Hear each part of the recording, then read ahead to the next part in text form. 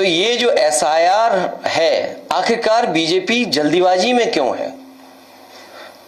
चुनाव आयोग और भारतीय जनता पार्टी दोनों मिले हुए हैं और उसका परिणाम यह है कि ये जल्दीबाजी क्यों कर रहे हैं।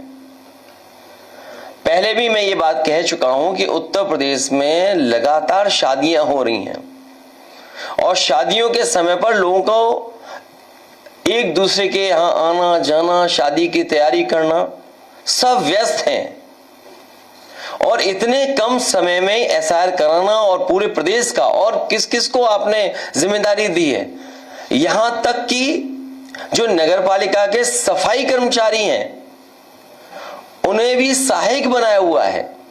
अब आप सोचिए, इतना बड़ा फॉर्म है, इतना टेक्निकल चीजें उसके अंदर हैं कि अगर मान लीजिए बीएलओ नहीं कर पा रहा है तो उसके लिए सहायक बनाया गया सफाई कर्मचारी। और इस फॉर्म को बंटवाने में जल्दी, बटा नहीं बटा। जो सरकार का डेटा बता रहा है वो ये बता रहा है कि सभी फॉर्म बांटे जा चुके हैं, लेकिन ग्राउंड पे जब हम देखते हैं तो वो बांटे नहीं गए हैं और फिर उसी तरह का कलेक्शन का रिकॉर्ड बनाएंगे। ये सोची समझी रणनीति, साजिश, षड्यंत्र है कि बाबा साहब भीमराव अंबेडकर जी के दिए हुए संविधान के तहत जो हमें वोट डालने का अधिकार है, उस अधिकार को छीनने की तैयारी है।